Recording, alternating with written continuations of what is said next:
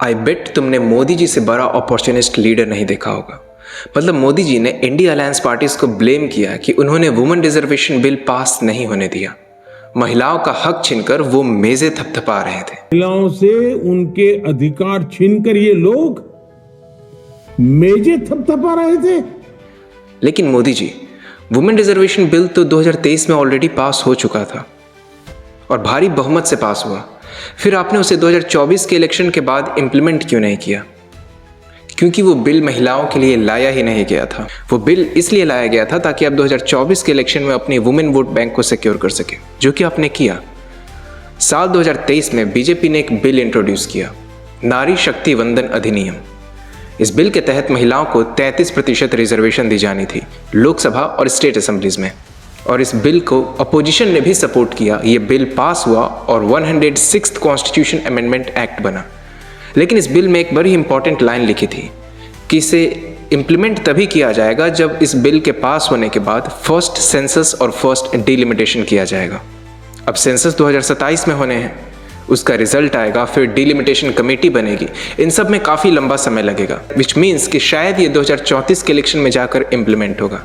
तो इसका मतलब ये भी कि 2029 के इलेक्शन में बीजेपी को इससे कुछ खास बेनिफिट नहीं होगा। और अगर सिर्फ वुमेन रिजर्वेशन की बात करें तो अपोजिशन ने कभी भी उस पर कोई ऑब्जेक्शन जाहिर नहीं की। 2023 में भी अपोजिशन ने इसे फुल सपोर्ट दिया था और अभी भी अपोजिशन के बहुत से लीडर्स का कहना है कि वो इसे सपोर्ट करते अगर इसके पीछे डिलिमिटेशन बिल नहीं शामिल किया गया होता।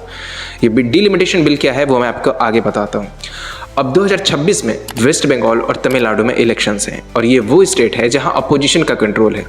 अब अगर मोदी जी को यहां वोट सिक्योर करना है तो कुछ तिगड़म भिरानी पड़ेगी। बीजेपी ने सोचा क्यों ना एक ऐसा सिचुएशन क्रिएट किया जाए, एक विन विन सिचुएशन, जहां अगर जीते तो भी लड्डू हमारे हाथ में और हारे तो भी लड्डू हमारे हाथ में। फिर बीजेपी के अंदर अचानक से महिलाओं के लिए सिंपैथी जाग गई। उन्हें एहसास हुआ कि 2023 में हमने एक रिजर्वेशन बिल पास कराया था, उसे अभी इंप्लीमेंट कर देना चाहिए। बीजेपी ने कहा हम नेक्स्ट सेंसस का इंतजार नहीं कर सकते, महिलाओं को उनका हक अभी ही दे दो। लेकिन अपोजिशन ने इसे पास नहीं होने दिया। इसके पीछे एक बहुत बड़ा ट्विस्ट है, क्योंकि बीजेपी ने बहुत स्मार्टली एक गेम खेला।